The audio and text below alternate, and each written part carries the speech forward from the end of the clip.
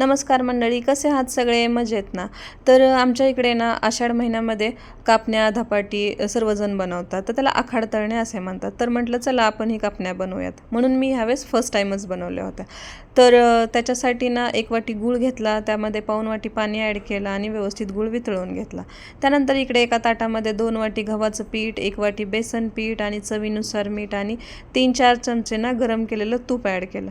ते व्यवस्थित पिठाला चोळून घेतलं, सगळं मिक्स करून घेतलं. त्यानंतर वेलची, बडीशेप आणि सुंठ, जायफळाची पावडर बनवली, ती 1-2 चमचे ॲड केली, ती मिक्स करून घेतली. त्यानंतर आपली गुळवणी आहे ती थोडीशी कोमट झाली होती, तर ते थोडी थोडी ॲड करत ना सगळा छान असा गोळा बनवून घेतला.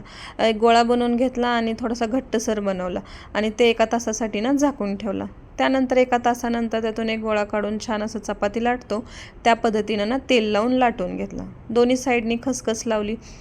थोडंसं पीठ कडक जास्त घट्ट असल्यामुळं ना माझी थोडीशी लाटताना साईडनी हे झाली होती, वेडी वाकडी झाली होती. पण म्हटलं चला चाकूच्या मदतीनं मी कट केलं आणि त्यानंतर त्याच्या छान अशा कापण्या पाडून घेतल्या. तुम्ही बघत आहात व्हिडिओमध्ये, तर अशा पद्धतीनं मी कापण्या करून घेतल्या. तर कापण्याचा आकार सहसा असाच असतो, यालाच कापण्या म्हणतात. तर एका ताटामध्ये काढून घेतल्या आणि त्यानंतर तेल गरम करायला ठेवलंच होतं, तर मीडियम फ्लेमवरती छान अशा खरपूस भाजून घेतल्या आणि खरंच खूप छान झाल्या होत्या. आणि मी फर्स्ट टाईम केलं त्या मानाने तर खरंच खूप छान झाल्या होत्या. आणि व्हिडिओ आवडला असेल तर लाईक, शेअर आणि सबस्क्राईब. चलो बाय.